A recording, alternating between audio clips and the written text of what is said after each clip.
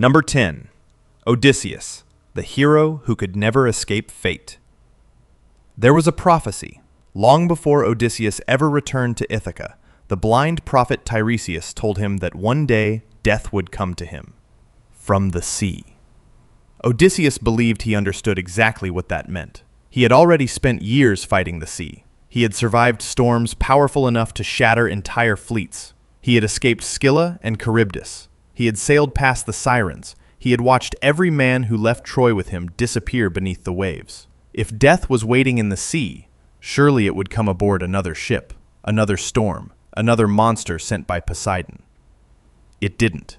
That was the cruelest part. After the Trojan War, no Greek hero wandered longer than Odysseus. For 10 years he crossed an unforgiving Mediterranean haunted by gods, monsters, witches, and impossible choices before finally reaching his home on Ithaca. He blinded the Cyclops Polyphemus. He resisted the enchantress Circe. He escaped the Lotus Eaters. He journeyed into the underworld itself. Every obstacle that should have killed him failed. Even after returning home, another battle awaited. His palace had become occupied by more than 100 ambitious suitors who believed the king of Ithaca had died years earlier. They consumed his livestock, drank his wine, and pressured Queen Penelope to choose a new husband. Disguised as an old beggar by Athena, Odysseus walked unnoticed through his own halls. He listened, he watched, he waited. Then, with the bow that only he could string, he revealed himself. The slaughter that followed became one of the bloodiest scenes in Greek mythology. One by one, the suitors fell. By the end of the day, Ithaca had its king again. For most readers today, that feels like the ending. It wasn't. One of the strangest chapters of Greek mythology began after the Odyssey ended. Years earlier, during his stay on the island of Aiaia, Odysseus had fathered a son with the sorceress Circe. His name was Telegonus. Unlike Telemachus, who grew up longing for the father he had never known, Telegonus grew to adulthood without even knowing his father's identity. When he was old enough, Circe sent him across the sea to find Odysseus. She armed him with an unusual weapon. Not a bronze spear, not an iron spear. Its deadly tip was fashioned from the serrated spine of a stingray, a pale, venomous barb taken from a creature of the sea. Neither of them knew the prophecy was already unfolding. When Telegonus reached Ithaca, he did not realize whose island he had landed upon. Believing it to be foreign territory, he and his companions raided livestock along the shoreline. News quickly reached the palace. Odysseus gathered his warriors and rode out to confront the invaders. Father and son stood face to face. Neither recognized the other. There was no dramatic reunion, no divine warning, no final chance to stop what was about to happen. Only confusion. The fight was brief. During the skirmish, Telegonus thrust his spear forward. The stingray's spine pierced Odysseus. The wound proved fatal. Only after the battle ended did the terrible truth emerge. The man lying on the ground was the father Telegonus had crossed the sea to find. According to later ancient tradition, Telegonus was devastated. He carried Odysseus's body back across the sea to Aiaia, where Circe buried the greatest hero of Ithaca. The prophecy had come true. Not because Odysseus drowned, not because Poseidon finally claimed him, but because the weapon that killed him had come from the sea itself. It was a fulfillment so unexpected that Odysseus could never have imagined it.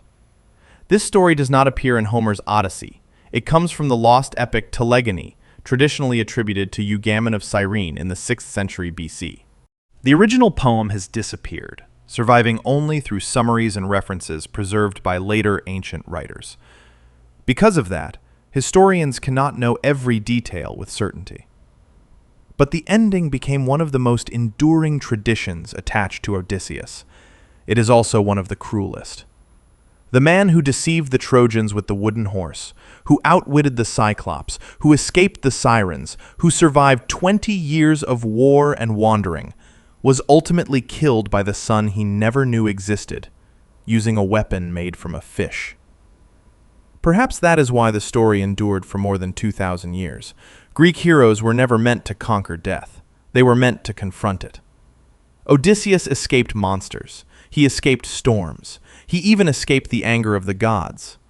But he could never escape the one thing no hero ever could: the fate that had been waiting for him all along. Number 9. Heracles, the strongest hero destroyed by a gift of love. No monster killed Heracles. Not the Nemean lion, not the Lernaean hydra, not Cerberus, not even the gods themselves. The strongest hero in all of Greek mythology was destroyed by a robe. That is what makes his death so disturbing. After completing the 12 labors, Heracles had accomplished what no mortal before him had ever achieved. He had strangled the Nemean lion with his bare hands, slain the hydra whose poisonous blood would later shape his own fate, captured the golden hind of Artemis, cleaned the Augean stables in a single day, and even descended alive into the underworld to bring back Cerberus. No challenge seemed impossible.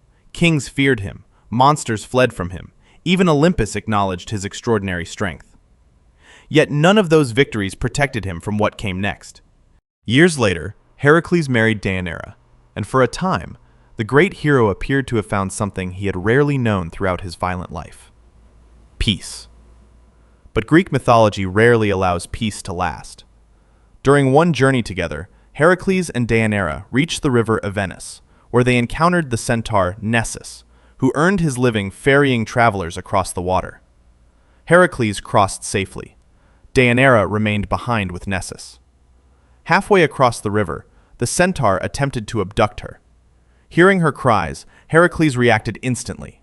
He drew one of his arrows. It was no ordinary weapon. Years earlier, after killing the Lernaean hydra, Heracles had dipped many of his arrows into the monster's venom, creating some of the deadliest weapons in Greek mythology. The arrow struck Nessus. The poison began spreading through his body almost immediately. As the centaur lay dying beside the river, he spoke to Deianira one final time. He claimed that his blood possessed magical properties. If Heracles ever became unfaithful, Nessus said, she need only soak one of her husband's garments in the blood, and his love would return forever. It was a lie. One final act of revenge from a dying enemy. Deianira believed him. She carefully collected the blood and kept it hidden for years. Time passed. Heracles continued fighting wars, capturing cities, and building the reputation that would make him the greatest hero of Greece. Eventually, stories reached Deianira that Heracles had become interested in another woman, Princess Iole, whom he had taken after conquering the city of Oechalia. Ancient sources differ over the exact nature of their relationship. Some describe genuine affection, others portray it as another consequence of war. To Deianira, the distinction no longer mattered. Fear slowly replaced trust. Remembering Nessus's final words, she soaked one of Heracles' ceremonial robes in the preserved blood and sent it to her husband as a gift. She believed she was saving her marriage. Instead, she delivered his death. The moment Heracles put on the robe, the warmth of his body activated the Hydra's venom that had remained hidden within Nessus's poisoned blood. Almost instantly, unbearable pain spread across his body. The fabric clung to his skin. When he tried to tear the robe away, his own flesh came with it. Ancient writers describe him screaming in agony, unlike anything he had experienced before. This was the man who had wrestled lions, the man who had survived monsters, the man who had descended into the underworld itself. Now, he could do nothing. No sword could cut away the poison, no physician could heal it, no act of strength could overcome it. The greatest warrior in Greek mythology had finally found an enemy he could not fight. Realizing there was no escape, Heracles ordered his companions to build a massive funeral pyre on the summit of Mount Oeta. When the wood was ready, he climbed onto it himself. None of his followers wanted to ignite the fire. According to several ancient traditions, it was eventually the archer Poas, or in some versions his son Philoctetes, who accepted the task after Heracles promised him the famous bow and poisoned arrows in return. The flames rose around the hero. His mortal body disappeared within the fire. But that was not the end. According to the most enduring version of the myth, Zeus watched from Olympus as the fire consumed Heracles' human form. The suffering ended. The mortal part of Heracles perished.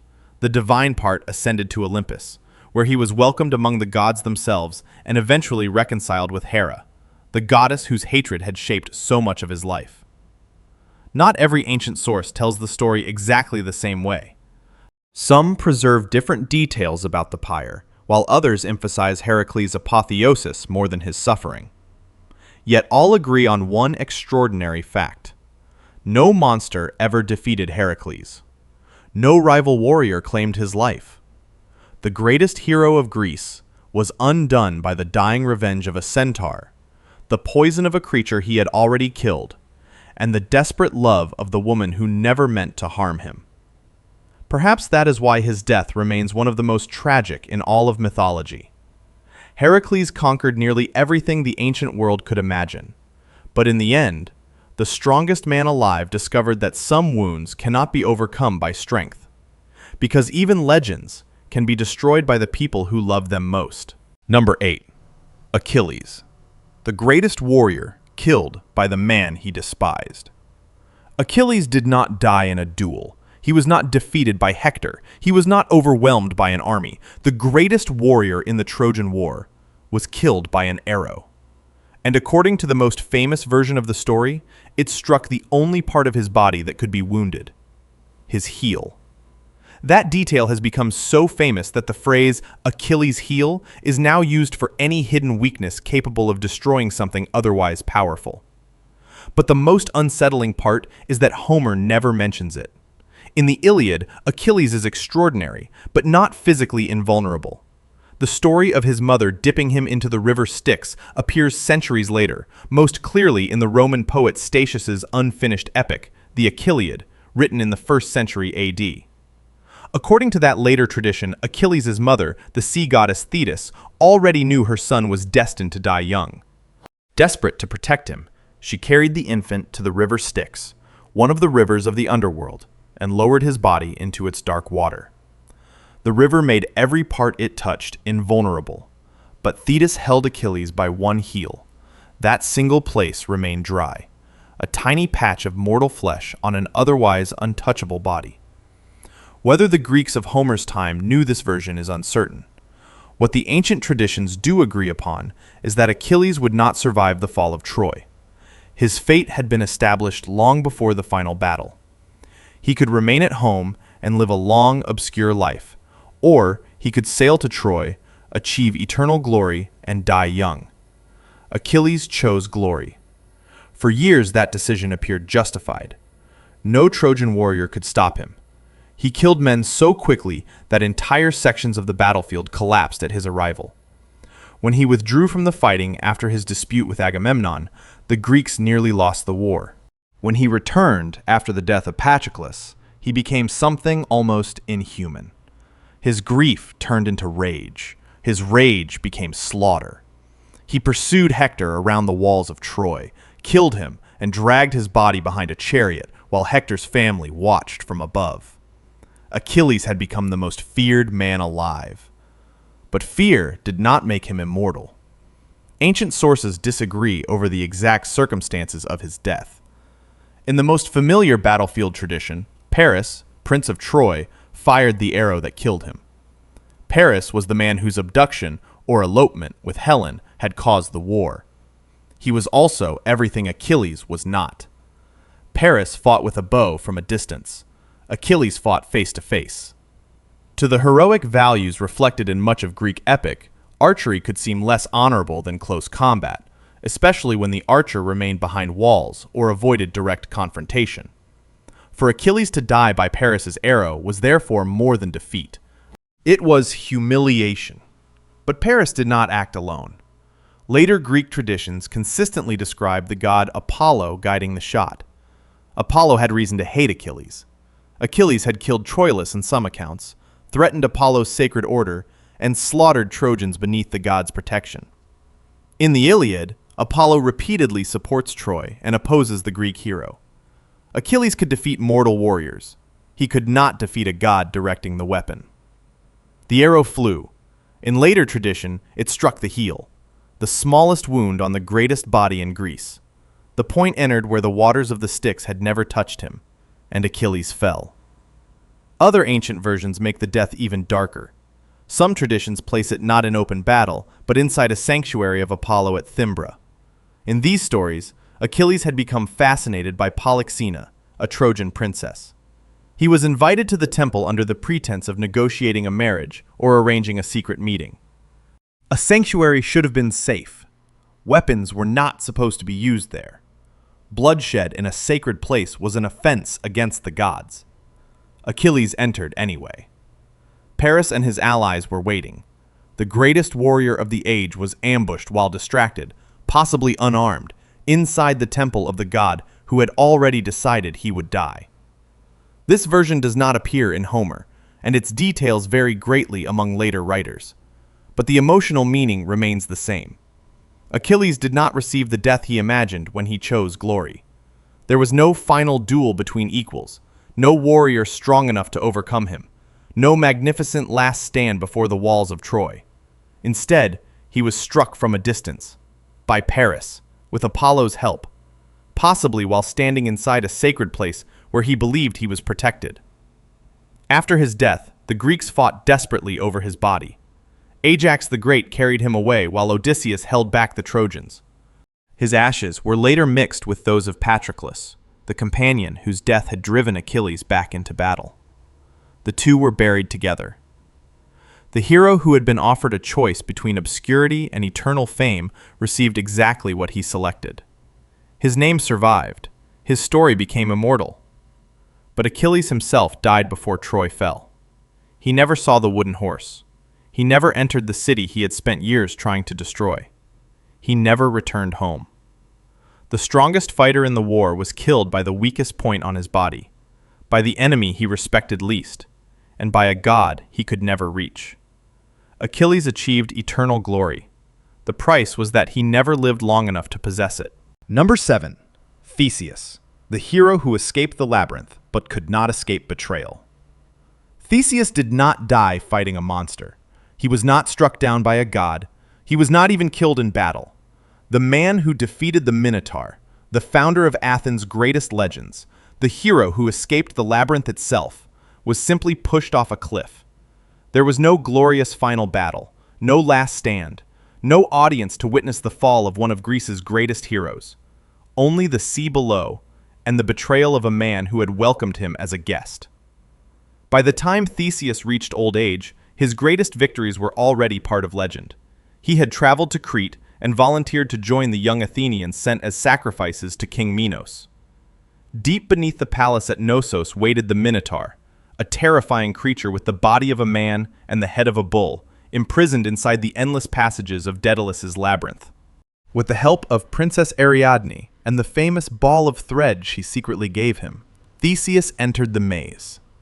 He killed the beast, then followed the thread back into the light. No Athenian hero had ever achieved something so impossible. Returning home, Theseus gradually became the symbolic founder of a united Attica.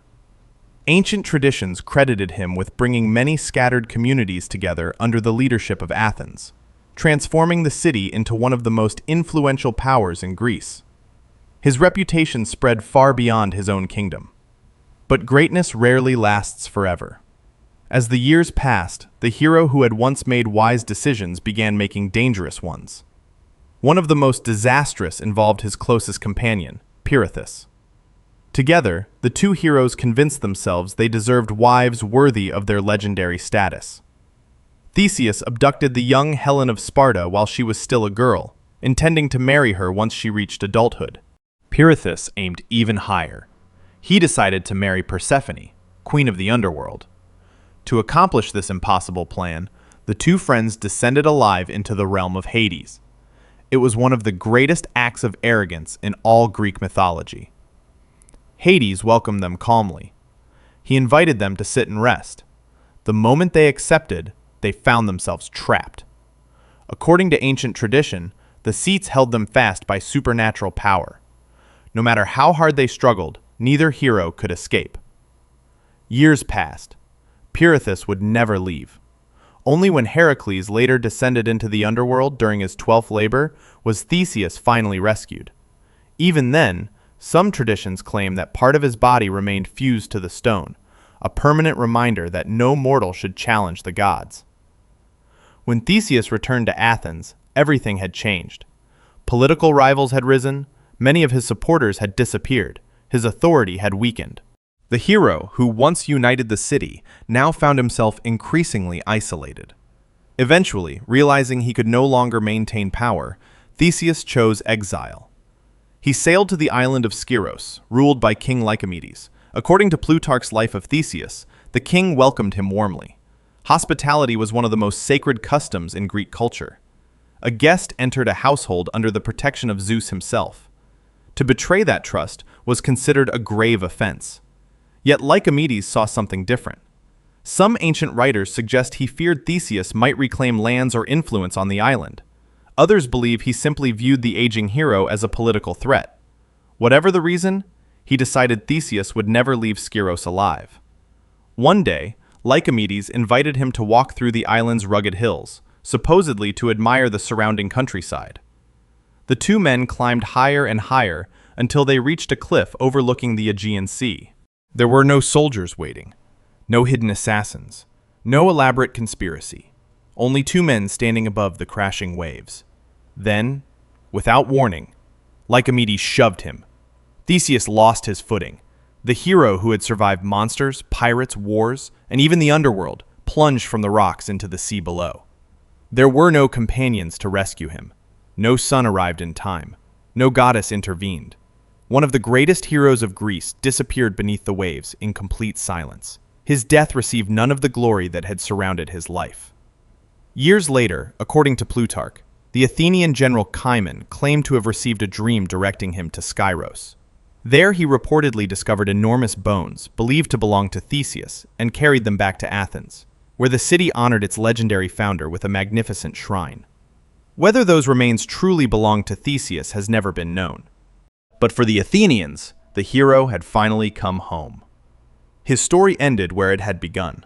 Not inside the labyrinth, not in the halls of kings, not upon a battlefield, but far from the city he had helped create. Perhaps that is the greatest irony of all. Theseus escaped the Minotaur. He escaped the impossible maze. He even escaped the underworld itself.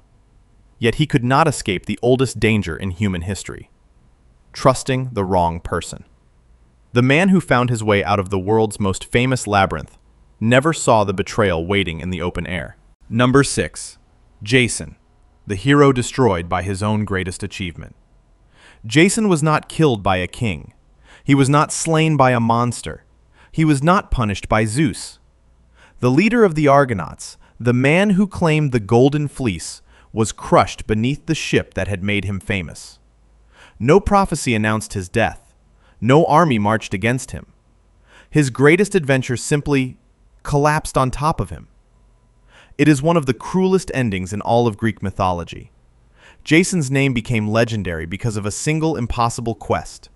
To reclaim the throne stolen from his family, he was ordered to retrieve the Golden Fleece from the distant kingdom of Colchis, a journey that almost everyone believed no man could survive. He gathered the greatest heroes of Greece: Heracles, Orpheus, Castor and Pollux, Atalanta in some traditions. Together, they sailed aboard the Argo, the finest ship ever built, crafted by the master shipwright Argus, with the guidance of the goddess Athena herself. The voyage became one of the greatest adventures in Greek mythology. The Argonauts passed through the deadly clashing rocks. They faced the bronze giant Talos. They crossed unknown seas filled with dangers no sailor had ever recorded. Eventually, they reached Colchis. That was where Jason met Medea. Without her, the quest would have ended almost immediately. King Aeetes had no intention of surrendering the Golden Fleece. Instead, he demanded that Jason complete a series of impossible trials. He had to yoke fire-breathing bulls, plow a sacred field, sow dragon's teeth into the earth, then defeat the army of warriors that sprang from the ground. No ordinary man could have survived even the first challenge, but Medea was no ordinary woman. A powerful sorceress and granddaughter of the sun god Helios, she fell in love with Jason. Ancient writers differ over why. Some describe genuine love. Others suggest Aphrodite herself compelled her to help the Greek hero. Whatever the reason, she became the true architect of Jason's success. She gave him magical ointments to protect him from fire. She instructed him how to defeat the Earthborn warriors. She enchanted the dragon that guarded the Golden Fleece, allowing Jason to seize it without fighting the beast. Together, they fled Colchis. Their escape became almost as infamous as the quest itself. In many traditions, Medea killed her own brother Absyrtus and scattered pieces of his body into the sea, forcing their father to stop and gather the remains instead of pursuing the fugitives. Jason returned to Greece victorious. He possessed the Golden Fleece. He had reclaimed glory. He had become one of the greatest heroes of his age. But glory has a way of fading. Years passed. Jason abandoned Medea. The reasons vary among ancient sources. Some say he truly loved Princess Glauce, daughter of King Creon of Corinth. Others argue it was nothing more than political ambition. By marrying the princess, Jason hoped to secure a powerful royal future. To Medea, it was betrayal. What followed became one of the darkest acts of revenge in Greek mythology. She sent Glauce a magnificent robe as a wedding gift. The moment the princess put it on, the enchanted fabric burst into supernatural flames. Glauce died screaming. King Creon rushed to save his daughter. The fire consumed him as well. Then Medea committed the act that has haunted her legend ever since. According to Euripides' Medea, she murdered the two sons she had borne to Jason, denying him not only his family but also his future. When everything was finished, Medea escaped Corinth in a chariot sent by her grandfather Helios. Jason was left behind, alone. No wife, no children, no kingdom, no glory. The greatest hero of the Argonauts became little more than an old man wandering through memories. Years later, he returned to the place where the Argo had been pulled ashore. The magnificent ship that had once crossed impossible seas had long since been abandoned. Its timbers were splitting. Salt and rain had eaten away at the wood. Barnacles clung to its weathered hull. The vessel that had once carried the greatest heroes in Greece had become nothing more than a decaying skeleton beside the sea. According to Pausanias and several later ancient traditions, Jason often sat beneath the shadow of the old ship, remembering the only time in his life when he truly mattered. Then, without warning, part of the rotting stern broke loose. The massive beam crashed down onto him. There were no witnesses, no final battle, no heroic farewell. The Argo itself killed the man who had led it across the world. Some ancient authors preserve slightly different versions of Jason's final years, and not every source describes his death beneath the ship in exactly the same way. Yet the tradition became one of the best-known endings attached to his legend. Perhaps because it feels strangely inevitable. Jason's greatness had never belonged to him alone. The Argo carried him, Medea protected him, others solved the impossible problems that made his legend. When they were gone, very little remained. The ship that had carried him toward immortality became his tomb. The hero who conquered impossible oceans was finally defeated by old wood and the slow decay of time. Because sometimes, the greatest enemy a legend will ever face is not a monster. It is the life that comes after the adventure ends. Number 5. Hector, the greatest defender who was abandoned by the gods. Hector did not die because he was weak. He did not lose because he lacked courage. He was not defeated by fear. The greatest defender of Troy was abandoned by the very gods who had protected his city for 10 long years. Then his body was dragged through the dust before the eyes of everyone he loved. Few deaths in Greek mythology are as cruel. By the final days of the Trojan War, Hector had become the last great hope of Troy. While Paris had started the war, Hector carried its burden. He defended the city's walls. He led its armies. He protected its people. Unlike Achilles, Hector never fought for eternal glory. He fought because there was no one else left to stand between his family and destruction. Homer portrays him not simply as a warrior, but as a husband, a father, and a prince who understood exactly what defeat would mean. In one of the Iliad's most moving scenes, Hector removes his bronze helmet so that his infant son Astyanax will not be frightened by its towering horsehair crest. He embraces his wife Andromache. She begs him not to return to battle. She already knows what awaits him. Hector knows it too. Yet he leaves anyway, not because he believes he will survive, but because Troy still needs him. Everything changed after the death of Patroclus. Patroclus had entered battle wearing Achilles' armor, hoping to drive the Trojans away from the Greek ships. Instead, Hector killed him. Only afterward did he discover whose armor he had taken. The moment Achilles learned that his closest companion had fallen, grief became fury. He returned to the battlefield wearing magnificent new armor forged by Hephaestus himself. No Trojan mistook what that meant. Achilles had come for Hector. The armies scattered, even the gods watched. When Hector finally saw Achilles approaching across the plain, something extraordinary happened. The bravest man in Troy ran. 3 times they circled the mighty walls of the city. 3 times Priam watched from the battlements. 3 times Andromache prayed her husband would somehow survive. Ancient warriors rarely fled. Hector did. Not because he lacked courage, because he understood exactly who was chasing him. Eventually, Athena intervened. The goddess, who favored the Greeks throughout much of the Iliad, decided the pursuit had lasted long enough. She disguised herself as Hector's brother Deiphobus. Appearing beside him, she promised they would fight Achilles together. Hector believed her. His confidence returned. He turned to face the greatest warrior in Greece. The duel that followed became one of the most famous in world literature. Hector threw his spear. It missed. He turned to ask Deiphobus for another weapon. No one stood behind him. His brother had never been there. Athena had vanished. Only then did Hector understand. The goddess had deceived him. He faced Achilles, alone. Achilles hurled his spear. Guided by Athena, it struck the one vulnerable opening near Hector's throat, where his armor left a narrow gap between bronze and flesh. The Prince of Troy collapsed. As he lay dying, Hector made one final request. He begged Achilles to return his body to his family so that Troy could perform the proper funeral rites. For the Greeks, burial was sacred. Without it, the dead could not find peace. Achilles refused. Still consumed by grief for Patroclus, he pierced Hector's ankles, threaded leather straps through the wounds, and tied the Trojan prince behind his chariot. Then he drove away. Dust swallowed Hector's body. The walls of Troy watched in silence.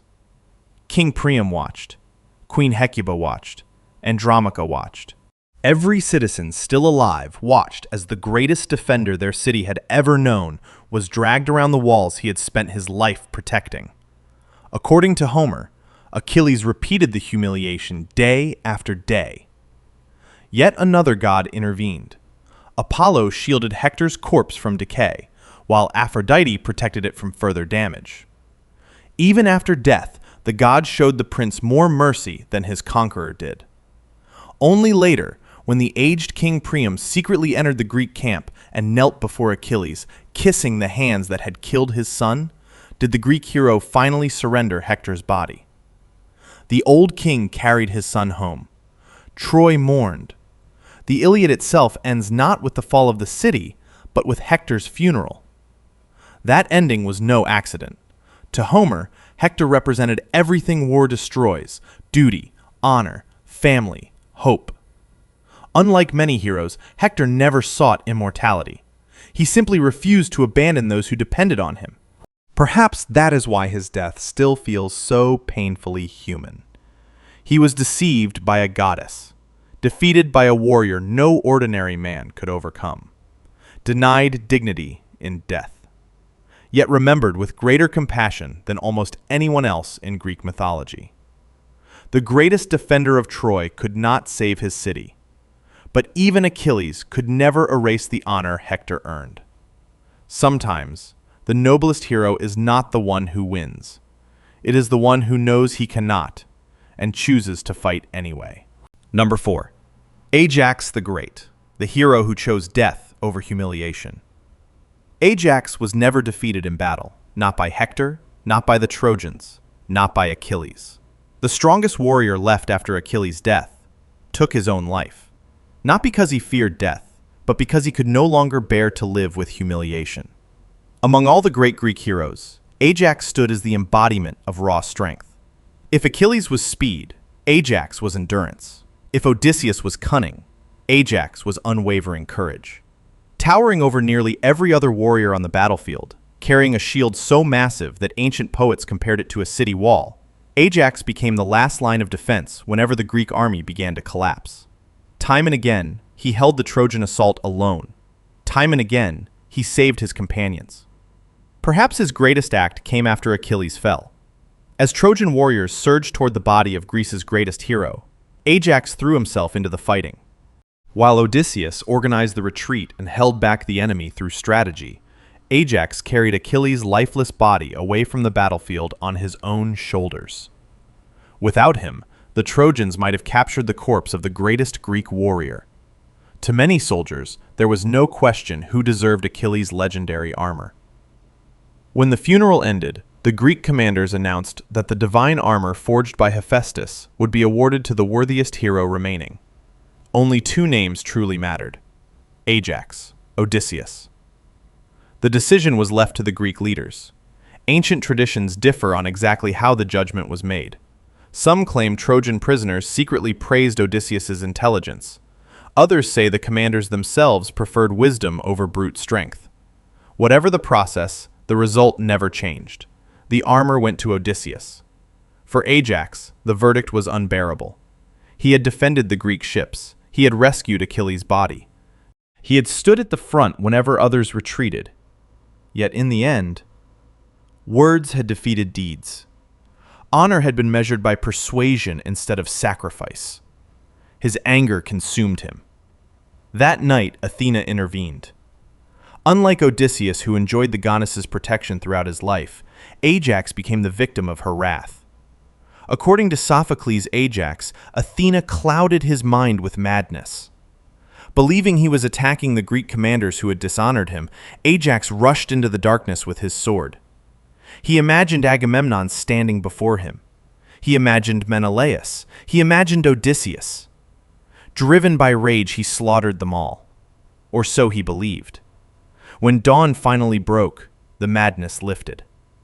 The battlefield of revenge disappeared. Around him lay only dead sheep, cattle, livestock.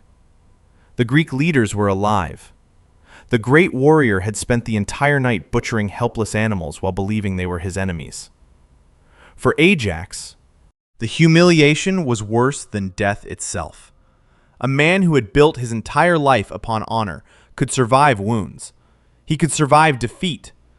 He could even survive the wrath of the gods. But he could not survive ridicule. Ashamed beyond redemption, Ajax walked away from the camp alone. There, he planted a sword firmly into the earth. The weapon carried its own bitter irony. Years earlier, Hector had given him that very sword, after their famous duel ended without a victor. The exchange had symbolized mutual respect between two of the greatest warriors alive. Now, that same gift would become the instrument of Ajax's death. Before falling upon the blade, Ajax prayed one final time. He asked Zeus to protect his family. He asked Hermes to guide his soul to the underworld. He asked the Furies to punish those responsible for his disgrace. Then, he threw himself onto the sword. The blade pierced his body. The strongest warrior remaining in the Greek army died by his own hand. No Trojan could claim the victory. No monster defeated him. Only shame. Sophocles later transformed this tragedy into one of the greatest surviving plays of ancient Greece. Unlike many heroic deaths filled with monsters and divine battles, Ajax explores something far more human: honor, pride, the crushing weight of public humiliation. Even after his death, conflict continued. Some Greek commanders argued that Ajax did not deserve burial because he had taken his own life. Odysseus, the very man whose victory had driven Ajax to despair, surprised everyone. He defended his fallen rival. Though they had been enemies, Odysseus insisted that Ajax had earned respect through a lifetime of service and courage. His argument prevailed. Ajax received the burial owed to a hero. Perhaps that is the cruelest irony of all. The honor Ajax believed had been stolen from him was finally returned only after he was gone. The warrior who never lost a battle was defeated by wounded pride. The man whose shield protected an entire army could not protect himself from despair.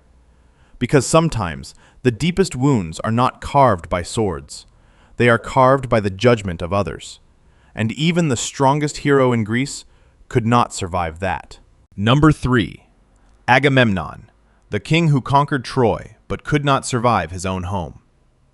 Agamemnon survived the greatest war of his age. He commanded 1,000 ships. He watched Troy burn. He returned home victorious. Then he stepped into his own palace and never walked out again. No Trojan warrior killed him. No god struck him down. The conqueror of the greatest city in the Greek world was murdered while taking a bath. For 10 years, Agamemnon had stood at the head of the largest military coalition Greece had ever assembled. As king of Mycenae, he became commander of the Greek expedition against Troy after Paris carried Helen away from Sparta. Kings from across Greece followed his command. Odysseus, Ajax, Diomedes, Nestor, Achilles. Each possessed extraordinary abilities, yet Agamemnon ruled them all. The war lasted a decade. Thousands died. Entire generations disappeared beneath the walls of Troy. When victory finally came through the deception of the wooden horse, Agamemnon appeared to have achieved everything a king could desire: honor, power, glory. He believed the hardest part was over. He was wrong. The seeds of his death had been planted years before the Greek fleet ever sailed. According to Greek tradition, the expedition became trapped at Aulis when the winds mysteriously disappeared. The ships could not move. The goddess Artemis had withheld the wind.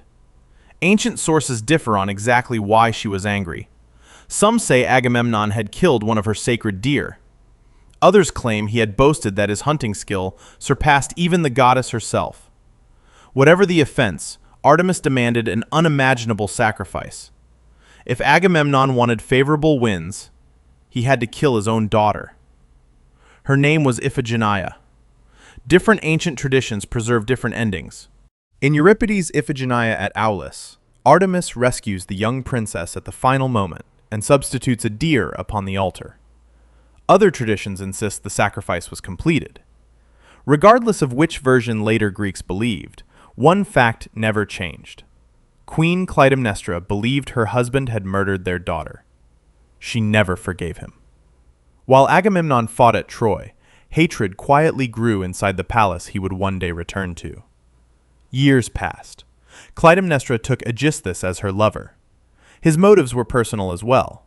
The house of Atreus had been stained by generations of betrayal, murder, and revenge long before Agamemnon was born.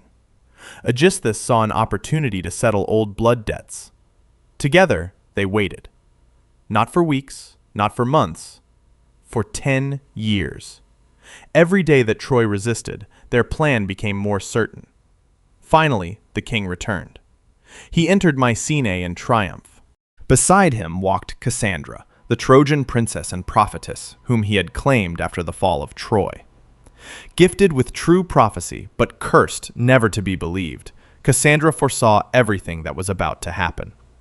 She saw death waiting inside the palace. She warned Agamemnon. She warned everyone. No one listened. The king crossed the threshold. According to Aeschylus's Agamemnon, Clytemnestra greeted her husband with extraordinary warmth. She welcomed him home. She prepared a bath. Nothing appeared unusual. It was the perfect disguise. As Agamemnon relaxed in the water, Clytemnestra threw a great woven robe, or in some accounts, a heavy net, over his body. The cloth wrapped tightly around his arms and legs. He could not stand. He could not draw a weapon. He could not defend himself. Completely trapped, the commander who had led all Greece became helpless. Ancient traditions differ slightly over the killing itself. Some describe Aegisthus delivering the fatal blows. Others, including Aeschylus, place the murder directly in Clytemnestra's hands. Armed with an axe, she struck her husband repeatedly as he struggled beneath the cloth. Aeschylus records that Agamemnon cried out 3 times. Then, silence. The conqueror of Troy lay dead in his own blood. Not on a battlefield, not wearing armor, not surrounded by soldiers, but naked, inside his own home. His victory had lasted only days. Cassandra met the same fate shortly afterward. She had foreseen her death from the moment she entered the palace. The curse of Apollo had ensured no one would ever believe her warnings. Agamemnon's murder did not end the tragedy. It began another. His son, Orestes, eventually returned to Mycenae to avenge his father. Obeying Apollo's command, he killed both Clytemnestra and Aegisthus. That act unleashed the Furies, ancient spirits of vengeance who pursued Orestes across Greece for the crime of killing his own mother. The cycle of bloodshed continued. One murder demanded another, then another. The House of Atreus became one of the darkest family tragedies in all of Greek mythology. Perhaps that is why Agamemnon's death remains so unforgettable. The most powerful king in Greece survived a decade of war. He outlived countless heroes. He witnessed the destruction of an empire. Yet none of his enemies brought about his end. It was his own choices, his own family, and the revenge he had created years before that finally destroyed him. The man who conquered Troy could command armies, but he could not command forgiveness. Because sometimes, the most dangerous place for a king is not the battlefield. It is the home waiting for him after the war. Number 2. Bellerophon, the hero who tried to become a god. Bellerophon defeated the Chimera. He survived impossible missions. He earned the admiration of kings. Then he made one fatal mistake. He believed he had become equal to the gods. He did not die fighting a monster. He did not fall in battle. The greatest punishment of his life was being forced to live after his greatest failure. Among the heroes of Greek mythology, few achieved victories as extraordinary as Bellerophon. His name became legendary because of the Chimera, a monstrous creature unlike anything the ancient world had ever imagined. It possessed the body and head of a lion. From its back rose the head of a goat. Its tail ended in a venomous serpent. Worst of all, it breathed fire. Entire villages had been reduced to ash. Warriors disappeared without leaving behind so much as a weapon. No ordinary soldier could even approach the beast. Bellerophon could, but not alone. Before confronting the Chimera, he captured Pegasus, the magnificent winged horse born from the blood of Medusa. Ancient traditions differ on exactly how he accomplished this. Some credit the goddess Athena, who presented him with a golden bridle in a dream. Others preserve slightly different versions of the encounter. Whatever the path, Pegasus became the key to everything that followed. Riding high above the monster's flames, Bellerophon remained beyond the reach of its jaws. Ancient authors later described an ingenious strategy. Instead of striking directly, he attached a large piece of lead to the tip of his spear. When the Chimera opened its mouth to unleash another torrent of fire, Bellerophon drove the weapon into its throat. The intense heat melted the lead. Molten metal flowed deep inside the creature's body. The Chimera suffocated from within. One of the most terrifying monsters in Greek mythology was destroyed by intelligence as much as courage. His victories did not end there. King Iobates of Lycia, secretly hoping the young hero would perish, assigned him one impossible mission after another. He fought the fierce Ptolemy. He defeated the Amazons. He survived deadly ambushes arranged by the king himself. Each challenge that should have ended his life only made his legend greater. Eventually, Iobates abandoned his schemes, recognizing that no ordinary man could survive such trials without divine favor. He accepted Bellerophon as both ally and family. By every measure, Bellerophon had earned eternal fame. That was precisely where everything began to unravel. Success slowly transformed into pride. Pride became arrogance, and arrogance led him toward a decision that no mortal should ever make. Ancient Greek culture had a word for excessive human pride before the gods: hubris. It was among the gravest of all offenses. Bellerophon eventually convinced himself that his achievements had placed him above ordinary humanity. If heroes could receive the favor of the gods, why should one not live among them? Mounted upon Pegasus, he turned the winged horse toward the heavens. His destination was Olympus itself, the home of Zeus, the home of immortals, the home where no mortal had any right to enter. Zeus watched. The king of the gods did not send thunder. He did not unleash armies. he chose something far smaller. According to the ancient tradition, Zeus released a single gadfly. The tiny insect flew toward Pegasus and stung the winged horse. Startled by the sudden pain, Pegasus reared violently in midair. Bellerophon lost his balance. There was nothing to catch him. The hero who had soared above monsters now plummeted toward the earth. He struck the Aleian plain in Lycia, a vast and lonely landscape in what is now southern Turkey.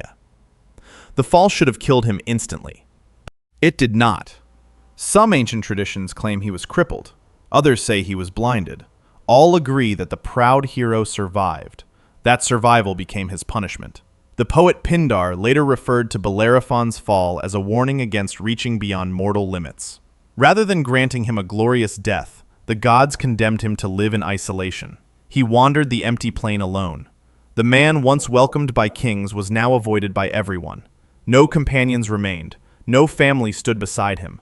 The gods had rejected him. Human beings feared him. His greatest achievement had become a reminder of his greatest disgrace. Unlike many heroes whose deaths are described in dramatic detail, the ancient sources say remarkably little about Bellerophon's final moments. There was no magnificent battle, no funeral attended by heroes, no last speech remembered by poets. He simply faded from the world, an old man walking alone across an endless plain, almost forgotten before he was even gone. Perhaps that silence is the most haunting part of his story. The slayer of the Chimera survived monsters. He survived impossible wars. He survived the fall from the sky itself. But he could not survive his own ambition. The hero who believed he could ride into the home of the gods spent the rest of his life walking alone on the earth. Because in Greek mythology, the gods could forgive failure. They could even reward courage. But they never forgave a mortal who forgot he was mortal. Number 1. Meleager, the hero whose life burned with a piece of wood. Meleager was doomed before he could even speak, before he fought a single battle, before he became the greatest hunter of his generation. His life had already been measured, not in years, not in victories, but in a single piece of burning wood. No sword would kill him, no monster would claim him. His fate had been hidden inside his own home, since the day he was born. It is one of the strangest and most tragic deaths in all of Greek mythology. According to the ancient myth, 7 days after Meleager's birth, the three fates entered the royal palace of Calydon. Clotho spun the thread of life, Lachesis measured it, Atropos would one day cut it. Standing before the infant's cradle, they delivered a terrifying prophecy. The child would live only as long as a particular log burning in the family hearth remained unconsumed by the fire. His mother, Althea, wasted no time. She rushed to the fireplace, pulled the burning log from the flames, extinguished it, then hid it away inside a wooden chest where no one else could ever find it. As long as the log survived, so would her son. Years passed. Meleager grew into one of the greatest warriors in Greece, strong, fearless, respected. His greatest fame came during the legendary Caledonian boar hunt. The disaster had begun when King Oeneus, Meleager's father, forgot to honor Artemis during the annual sacrifices. The goddess answered the insult with devastating anger. She sent an enormous wild boar into Calydon. The beast tore through fields, destroyed harvests, killed farmers. Entire villages lived in terror. No ordinary hunters could stop it. Heroes came from every corner of Greece to join the hunt. Among them were Castor and Pollux, Peleus, Nestor, Theseus in some traditions, and one remarkable woman, Atalanta. She was already famous for her unmatched skill with the bow, though many of the male heroes objected to her presence. Some believed hunting such a beast belonged only to men. Meleager disagreed.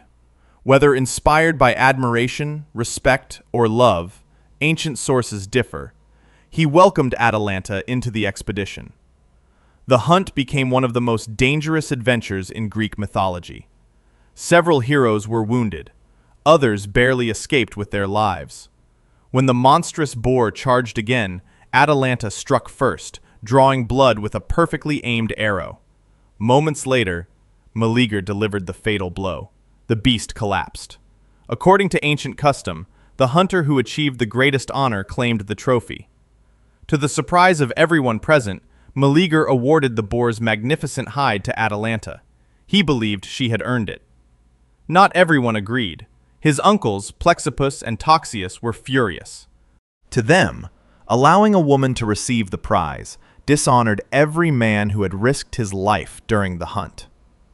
They seized the hide from Atalanta by force. Meleager reacted instantly. His sword left its scabbard. When the fighting ended, both of his uncles lay dead. Only then did the terrible truth become clear. The men he had killed were not strangers. They were his mother's brothers. When news reached Althea, she stood between two unbearable griefs. She had lost her brothers, or she could lose her son. For years she had protected the hidden log, knowing it contained Meleager's life. Now, she walked to the chest where it had remained untouched since his infancy. She opened it. The wood looked exactly as it had decades earlier, half-burned, waiting. According to Ovid's Metamorphoses, Althea hesitated. Again and again she raised the log toward the fire. Again and again she pulled it back. A mother struggled against a sister. Love battled grief. Neither could exist without destroying the other. At last, grief prevailed. She placed the log into the flames. The dry wood caught fire immediately. Far away, Meleager suddenly weakened.